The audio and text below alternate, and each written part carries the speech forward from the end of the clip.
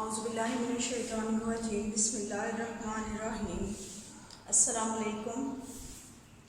मेरा नाम मिसेस शुमाइला नाज़िम है और आज हम दहम क्लास की उर्दू की किताब का सबक नंबर 9 चुगलखोर पढ़ेंगे, जिसके मुसन्निफ़ का नाम है शफ़ी अकील।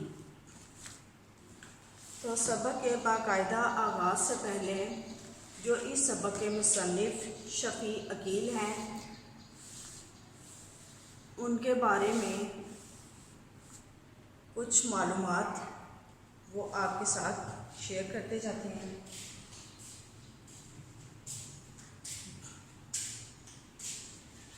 ज़ाती मालूमात में आ जाता है नाम शफ़ी अकील, सने पैदाइश है इनका 1930, जाए पैदाइश यानी पैदाइश की जगह गांव थीना, ज़िला लाहौर, यानी ये लाहौर के ही एक गांव में पैदा हुए थे।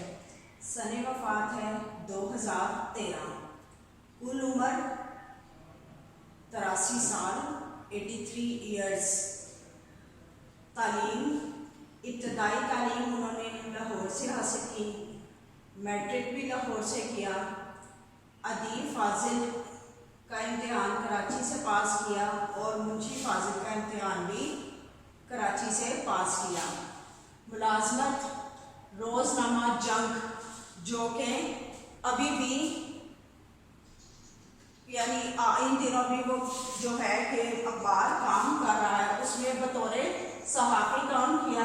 वक्त रोज़ा अखबार जहाँ, अब तो अखबार जहाँ का ट्रेंड बहुत ज़्यादा कम हो गया, क्योंकि अब तो आपको मीडिया नेट इस यहाँ पे बहुत सारी न्यूज़ वगैरह इस तरह के आप जो चाहें करंट अफेयर्स वगैरह आप नेट पे भी पढ़ सकते हैं। पहले एक हफ्त रोज़ा अखबार जहाँ एक रिसाला होता था, ये अखबार जहाँ के नाम से, जिसमें बहुत सारी कुछ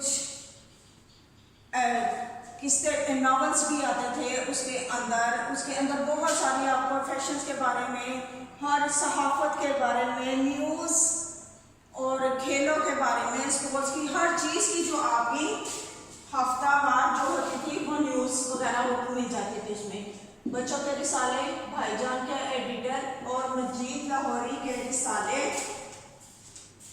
नमकदान, या इनमें भी आपने मुलाजमत आप करते रहे। मुलाजमत के बाद इनकी अदबी हैसियत, नस्ल निगार भी थे, यानी इन्होंने नस्ल निगारी का काम भी किया। पंजाबी और उर्दू, यानी पंजाबी और उर्दू दोनों जुबानों के शायर थे। सहाफ़ी भी थे, जर्नलिस्ट, मुतराजिम, यानी बहुत सी किताबों के तर्जुमे भी इन्होंने किए। तनसीफ व तारीफ फात, पंजाब की लोक कहानियाँ, यानी लोक कहानी ऐसी कहानी को कहते हैं जिसमें आपके लिए कोई ना कोई सबक हो, कोई नसीहत हो। पंजाब की लोक दास्तान, अब कहानी और दास्तान में डिफरेंस, फर्क कि कहानी मुख्तसर होती है और ज़्यादातर हकीकत पर मबनी होती है, कि सच्चाई होती है उसके अंदर। जो दास्तान होती है ये तवील होती है और अफसानवी होती है, फर्जी होती है। चीनी लोक कहानियाँ, जापानी लोक कहानियाँ, गाजी या शहीद, ये इनकी तसानीफ और तारीफात थी। असलूबे बयान जो था इनका वो सादा और सलीस था। शायरी के उन्होंने 2 मजमूए लिखे। नंबर 1 सोचा दी संजीर और जहर प्याला। इन्होंने एक किताब पंजाबे रंग, जिस पर इन्हें राइटर गिल्ड्स की तरफ से इनाम भी मिला था।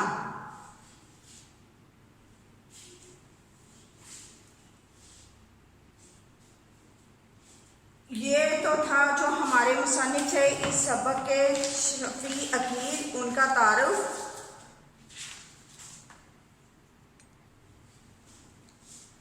तो अब सबक के बाकायदा आगाज़ से पहले इस सबक के कुछ मुश्किल अल्फाज और उनके मायने देख लेते हैं, फिर हम अपना जो आज का सबक है उसको शुरू करेंगे।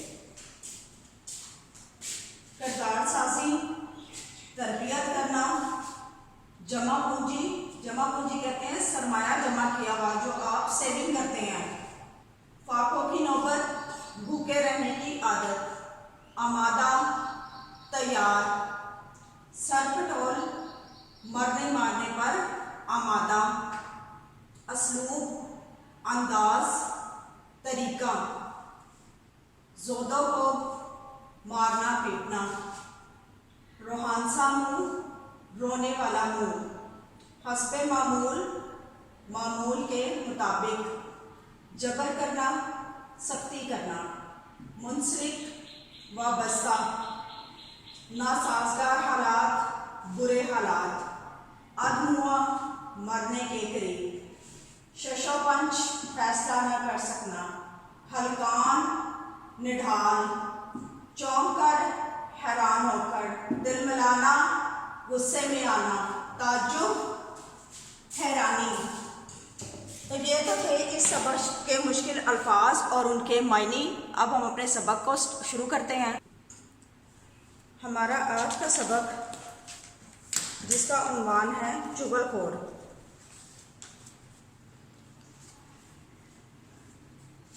ये एक चुगल आमतौर पर जो है एक लोक कहानी है।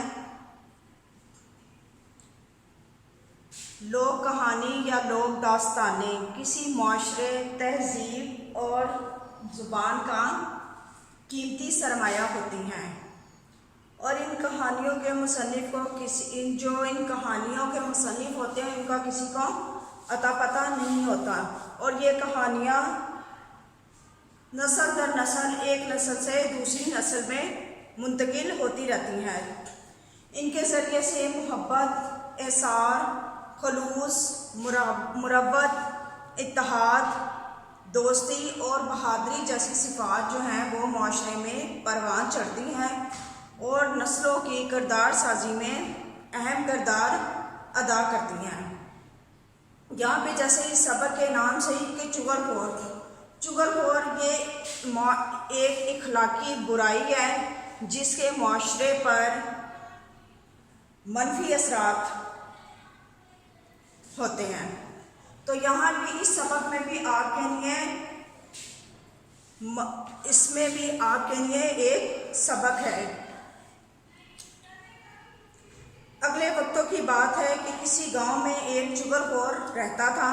दूसरों की चुगली खाना और एक ही बात दूसरे से करना इसकी आदत थी। यानी ये उसकी आदत में शामिल हो चुका था और उसकी ये आदत इतनी पुख्ता हो चुकी थी कि एक ही बात दूसरे से करना और दूसरे की बात उससे आगे करना और लाख कोशिश के बावजूद भी वो अपनी इस आदत को ना छोड़ सका था। इसने बारहा कि बहुत बार या बहुत मर्तबा इस बात का इरादा किया कि अब किसी से किसी की चुगली नहीं खाएगा, एक ही बात दूसरे से नहीं कहेगा, लेकिन हर बार वो अपने इस इरादे में नाकाम हो जाता। दरअसल वो अपनी आदत से मजबूर था और इसी आदत की वजह से इसे अपनी मुलाजमत से भी हाथ धोना पड़े। चुनाचा वो बेकार था। इसने दूसरी मुलाजमत की बतेरी के बहुत कोशिश की मगर वो इसमें कामयाब ना हो सका क्योंकि तमाम लोगों को वहाँ पे मौजूद सब लोगों को उसकी आदत का पता चल चुका था। कुछ दिन तक तो वो अपनी जमा पूंजी यानी जो उसने अपनी सेविंग की हुई थी, अपना जो भी सरमाया जमा किया हुआ था उस पर गुजर बसर करता रहा। लेकिन जब थोड़ा थोड़ा करके इसका सारा सरमाया के आहिस्ता आहिस्ता उसकी जमा की हुई तमाम जो सेविंग थी, तमाम सरमाया था वो ख़त्म हो गया तो वो बहुत परेशान हुआ। इसने नौकरी और मजदूरी के लिए सर तोड़ के यानी बहुत ज़्यादा कोशिश करना, जिद्दोजहद शुरू की कि कहीं फाकों की नौबत ना आ जाए, यानी भूखे रहने वाली हालत ना आ जाए कि खाने के कुछ मैसर ही ना हो। मुख्तलिफ लोगों से कहा, दर दर की खाक छानी, खाक छानना कहते हैं दर दर फिरना। एक एक के पास गया, मगर मुसीबत यह थी कि चुगलखोर होने की वजह से इसे कोई अपने पास मुलाजिम रखने पर तैयार ना था। गांव के तमाम लोग इससे अच्छी तरह से वाकिफ थे और इसकी चुगली खाने की आदत के बारे में भी जानते थे, इसलिए कोई भी मुंह ना लगाता था। आखिरकार जब वो मुसलसल नाकामियों से तंग आ गया और नौबत वाकई फाकों तक आ पहुंची, तो इसने सोचा कि इस गांव को छोड़ देना चाहिए और कहीं और चलकर किस्मत आजमाई करनी चाहिए। कि जब उसे वहाँ कोई जॉब वगैरह नहीं मिली, कि कोई मजदूरी भी का काम भी नहीं मिला, तो फिर उसने सोचा कि इस गांव को छोड़कर किसी और गांव या किसी दूसरी जगह जाकर किस्मत आजमाते हैं। चुनांचे इसने थोड़ा बहुत ज़रूरी सामान लिया और गांव छोड़कर सफ़र पर रवाना हो गया, ताकि किसी दूसरे शहर या गांव में जाकर मेहनत मजदूरी करे। चलते चलाते वो एक और गांव में जा पहुंचा। ये गांव इसके लिए नया था और इसे वहाँ कोई नहीं जानता था, इसलिए उम्मीद थी कि यहाँ नौकरी मिल जाएगी। और लिहाजा वो एक किसान के पास जाता है और उसे कहता है, मुझे अपनी मुलाजमत में रख ले। किसान ने इससे दरियाफ्त किया कि तुम क्या काम कर सकते हो। चुगलखोर ने जवाब दिया, मुझे खेती बाड़ी का सारा काम आता है, ये काम मैं अच्छी तरह कर सकता हूँ। इत्तफाक की बात है कि वो किसान अकेला था और खेतों में काम काज में इसका हाथ बटाने वाला कोई नहीं था। उसे एक मुलाजिम की ज़रूरत भी थी, इसलिए इसने सोचा चलो इसे ही मुलाजिम रख लेता हूँ, ये भी ज़रूरतमंद है और मेरा इस तरह से काम जो है वो हल्का हो जाएगा। यही सोचकर इसने चुगलखोर से पूछा कि अगर मैं तुम्हें अपने पास मुलाजिम रख लूँ तो तुम क्या समझोगे, तो तुम क्या तनख्वाह लोगे। इस पर चुगलखोर ने बड़े इत्मीनान यानी उसने बड़ी तसल्ली से जवाब दिया कि तुम मुझे अपने पास मुलाजिम रख लो, मैं तनख्वाह कोई नहीं लूँगा। किसान को इसकी बात सुनकर बड़ा ताज्जुब कि बड़ा हैरान होता उसकी बात से कि काम करेगा और तनख्वाह नहीं लेगा, भला ये ये कैसे हो सकता है। इसने हैरानी से कहा, ये कैसे हो सकता है। जवाब में चुगलखोर ने कहा कि आप मुझे सिर्फ रोटी कपड़ा दें और इसके साथ एक बात की इजाज़त, बस यही मेरी तनख्वाह है। किसान पूछने लगा, किस बात की इजाज़त। चुगलखोर बोला, आप मुझे सिर्फ इतनी इजाज़त दे दें कि मैं 6 माह के बाद आपकी सिर्फ एक चुगली खा लिया करूं। कि यानी वो उससे चुगली अपनी आदत से इतना मजबूर होता है कि वो उसे छोड़ नहीं पाता, तो जिसके इवज़ वो तनख्वाह नहीं लेता और सिर्फ एक चुगली खाने की 6 माह बाद इजाज़त मांगता है कि मुझे बस उसकी इजाज़त दे दो। चुगलखोर की बात तो अपनी जगह बड़ी अजीब थी, लेकिन किसान ने अपने दिल में सोचा, मुफ्त का नौकर मिल रहा है, खाली रोटी कपड़े में क्या बुरा है। उसने थोड़ी सी लालच की ना कि तनख्वाह नहीं देनी पड़ेगी, सिर्फ रोटी और कपड़ा देना पड़ेगा। और फिर उसने अपने आप को आमादा करने के लिए कहा, आमादा राज़ी करने के लिए या तैयार करने के लिए। 6 माह बाद एक चुगली खाता है तो खा ले, मेरा क्या जाता है। ये किसी से मेरी चुगली खाकर मेरा क्या बिगाड़ लेगा। मेरे पास कौन से राज हैं जो जाहिर हो जाएंगे। मुझे तुम्हारी ये शर्त मंजूर है। चुनाचा चुगलखोर किसान के पास मुलाजिम हो गया। वो काम भी उसी का करता था और उसी के घर में रहता था। रोज़ाना सुबह सवेरे किसान के साथ खेतों में चला जाता, बैलों के साथ चारा काटता, हल चलाता, गाही करता, यानी जितना भी खेती बाड़ी का काम था सारा करता। और इस तरह काम में किसान का बराबर का हाथ बटाता था।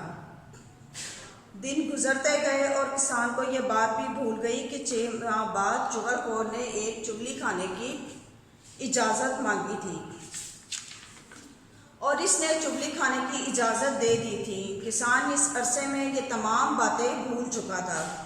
उधर चुगलखोर को किसान के यहाँ मुलाजिम हुए 6 माह बीत चुके थे कि 6 माह का जो अरसा था वो गुजर चुका था। अब उसका दिल चाह रहा था कि किसी से किसान की कोई चुगली खाए। वो 6 माह से अब तक अपनी इस आदत पर जबर किए हुए थे कि सख्ती किए हुए थे खुद को रोके रखना, मगर अब इस मुआहदे की मुद्दत ख़त्म होने पर अपने आप पर काबू पाना इसके बस में नहीं था। कि यानी 6 माह तक उसने अपने आप को रोके रखा, लेकिन इससे ज़्यादा वो खुद को नहीं रोक पाया। चुनाचा जब वो अपनी इस आदत से बिल्कुल मजबूर हो गया तो इसने सोचा अब चाहे कुछ हो मैं किसान की चुगली ज़रूर खाऊंगा, और अब तो मुआहदे के मुताबिक मेरा हक भी बनता है। एक रोज़ किसान हस्बे मामूल अपने खेतों में गया हुआ था और घर में इसकी बीवी अकेली थी। ये देखकर चुगलखोर किसान की बीवी के पास गया और बड़ा हमदर्द बनते हुए कहने लगा,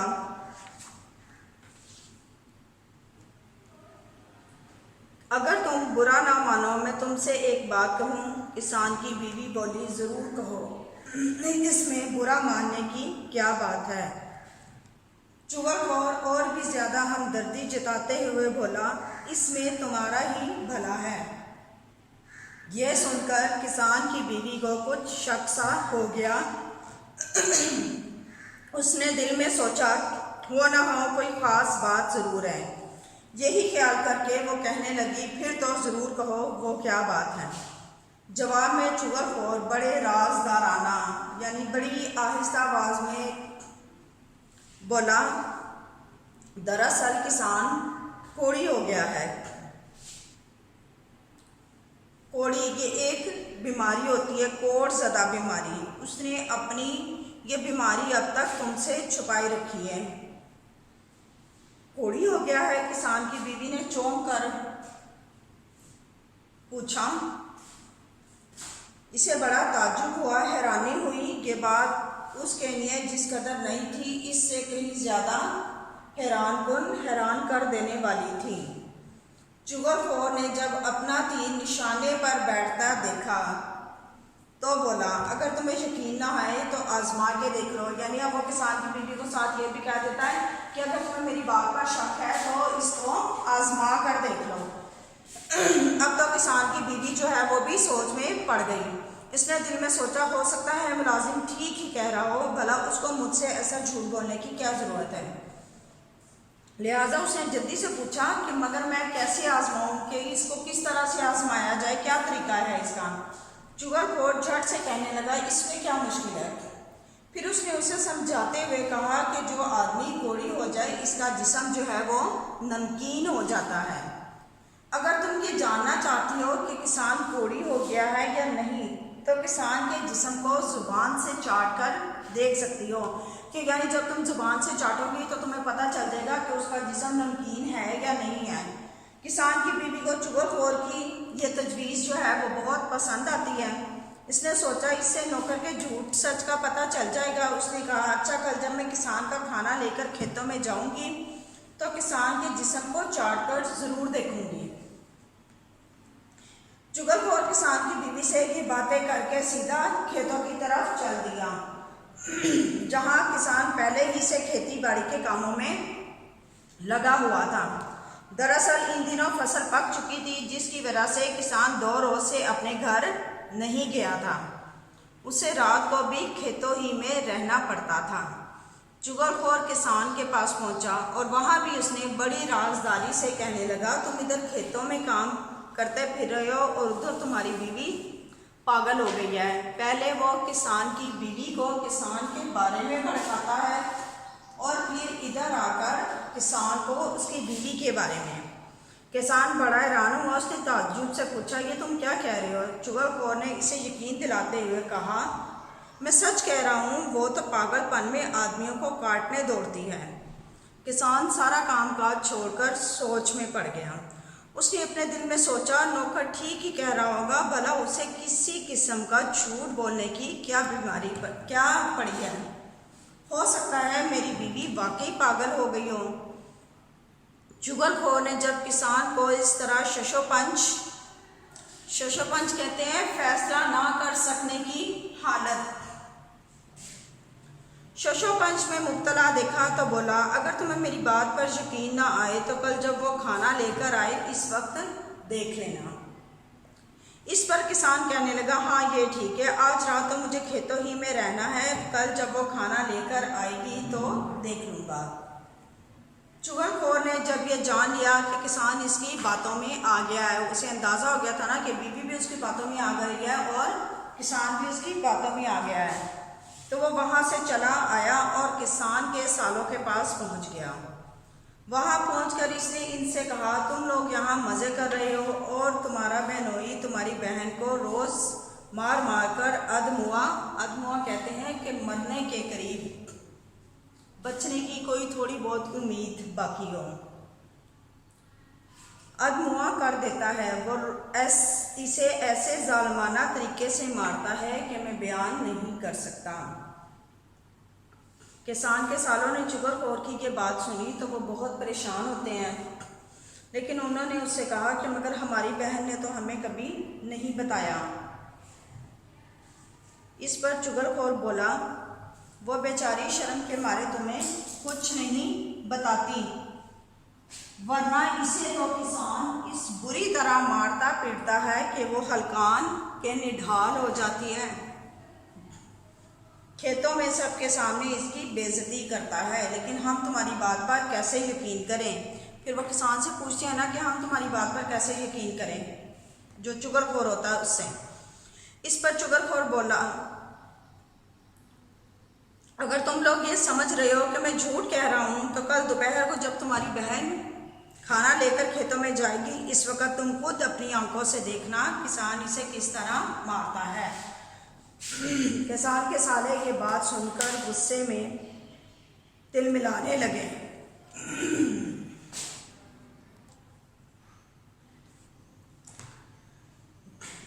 भला वो अपनी बहन की बेइज्जती कैसे बर्दाश्त कर सकते थे। उन्होंने चुगलखोर से कहा, अच्छा कल हम खेत में छुपकर ये सब अपनी आंखों से देखेंगे। चुगलखोर वहाँ से रुखसत होकर सीधा फिर किसान के भाइयों के पास गया और इनसे जाकर कहा, बड़े अफसोस की बात है, तुम सब लोग एक माँ के बेटे हो और फिर भी अपने भाई की मदद नहीं कर सकते। किसान के भाइयों ने इससे ताज्जुब से पूछा, यानी हैरान होकर पूछते हैं कि क्या हुआ, तुम क्या कह रहे हो, हम किसकी मदद नहीं करते। इस पर चुगलखोर ने रूहानसा सा मुँह यानी रोने वाला मुँह बनाकर कहा, तुम्हारा भाई सख्त मुसीबत में गिरफ्तार है, इसके साले हर चौथे दिन इसे जोदों को मारते पीटते हैं और एक तुम हो कि तुम्हें इसकी खबर तक नहीं। किसान के भाई ये सुनकर परेशान से हो गए और कहने लगे कि मगर हमारे भाई ने तो कुछ नहीं बताया। चुगलखोर बोला, वह तुमसे क्या कहे, बेचारा अपनी शराफत की वजह से कुछ नहीं कहता और खामोशी से ये बेइज्जती बर्दाश्त कर लेता है। जवाब में भाई कहने लगे, हमें तो तुम्हारी बात पर यकीन नहीं आ रहा। ये सुनकर चुगलखोर ने कहा, अगर तुम लोगों को मेरी बात का यकीन नहीं तो कल दोपहर को आकर अपनी आंखों से ये सब देख लेना कि किस तरह किसान के साले इसे मारते हैं।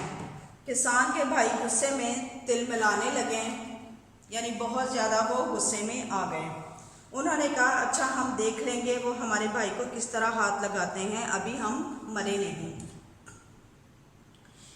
इस तरह चुगलखोर सब लोगों से ये बातें कहकर वापस आ गया और अपने कामकाज में वो इस तरह मसरूफ़ हो गया कि किसी को कानों कान इस बात की खबर ना हुई कि वो कहाँ गया था और कहाँ से आया है और क्या करके आया है।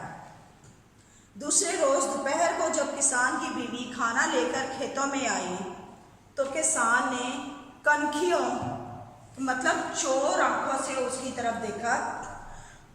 वो बड़ी एहतियात से उसकी हर हरकत का जायज़ा ले रहा था, क्योंकि उसके दिल में था कि कहीं पागल होने की वजह से वो इसे काट ना ले, इसलिए वो इसके करीब होने से डरता था। दूसरी तरफ किसान की बीवी की ये कोशिश थी कि किसान किसी तरह इसके करीब हो और वो इसको काट कर या उसे ज़ुबान लगाकर देख सके नमकीन है या नहीं। जो ही वो छाछ का मटका और रोटियों की चंगेरी ज़मीन पर रखकर बैठी, किसान जल्दी से पीछे हट गया। ये देखकर उसकी बीवी भी रोटियों की चंगेरी आगे बढ़ाने के बहाने से कदरे आगे सिराकाई के यानी आगे को आ गई। और फिर जो ही किसान ने रोटी पकड़ने को हाथ बढ़ाया, इसने झपट कर इसकी कलाई पकड़ी और इसे चाटने के लिए आगे बढ़ी। किसान उछलकर दूर हट गया। अब तो इसे पक्का यकीन हो गया था कि वाकई इसकी बीवी पागल हो गई है और काट खाने को दौड़ती है। किसान को नौकर की कही हुई बात सच मालूम हो रही थी। उधर उसकी बीवी ने जब यह देखा कि किसान उसे जिस्म चाट कर देखने नहीं दे रहा, तो उसे इस बात का यकीन हो गया कि किसान वाकई ही कोड़ी हो गया है और नौकर ठीक कह रहा है। उसने एक बार फिर आगे बढ़कर किसान की कलाई पकड़ने की कोशिश की। ये देखकर किसान ने आओ देखा ना ताओ पांव से जूता उतार कर वही बीवी की ठुकाई शुरू कर दी। जो ही इसने बीवी पर जूते बरसाने शुरू किए, करीब ही खेत में छुपे हुए किसान के साले बाहर निकल आए कि वाकई नौकर तो ठीक कह रहा था। उनके सामने उनकी बहन की पिटाई हो रही थी। भला फिर वो क्यों यकीन ना करते। वो सारे के सारे ललकारते हुए पुकारते हुए आगे बढ़े और किसान पर टूट पड़े। आज देखते हैं तुम हमारी बहन को किस तरह मारते हो। इनका आगे बढ़ना था कि दूसरे खेत में छुपे हुए किसान के भाइयों ने देखा वाकई नौकर ने हमें सही इतला दी थी। उन्होंने जवाब में किसान के सालों को ललकारा। आज देखते हैं तुम हमारे भाई को किस तरह मारते हो। और इसके बाद वो सब एक दूसरे पर टूट पड़े। वो सर पटोल हुई कि यानी इस कदर लड़ाई हुई कि मरने मारने पर उतर आए। वो लाठियां चली कि सब खून में नहा गए।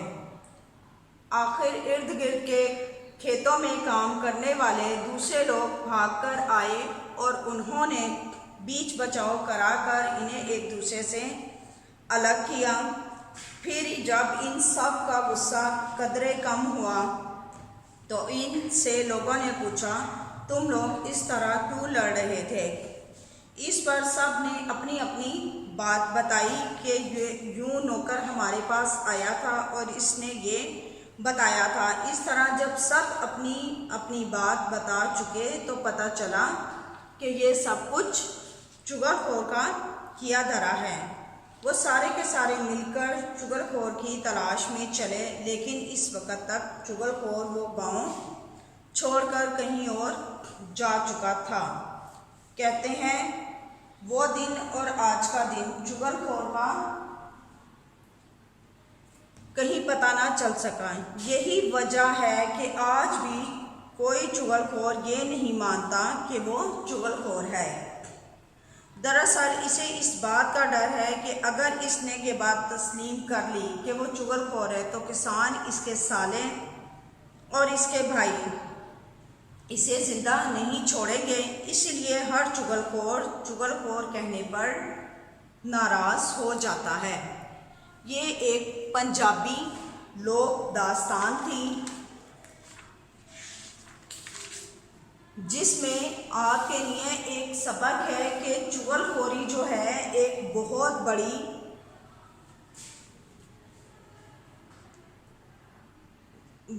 माशरती बुराई है।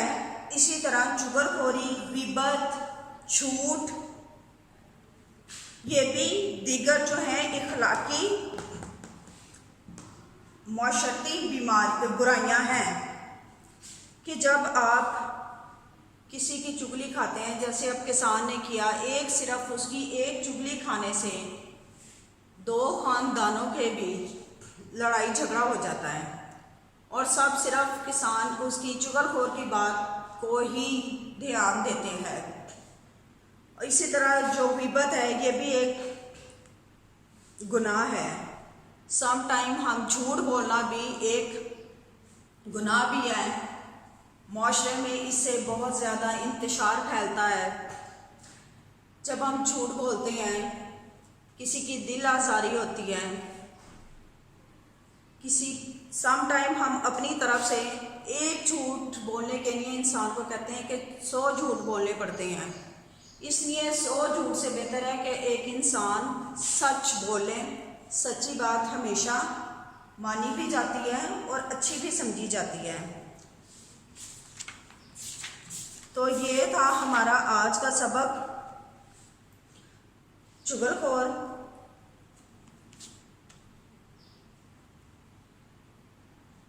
इसको पढ़ के हमें सोचना चाहिए कि हमें माशरे से इस तरह की जो भी अखलाकी बुराइयां हैं और इस्लामी लिहाज से भी ये सब जो है काबिल मज़म्मत अफ़ाल है, हमें इनसे बचना चाहिए। तो इसके साथ ही जो हमारा आज का सबक है वो इख्तिताम पज़ीर हुआ। शुक्रिया।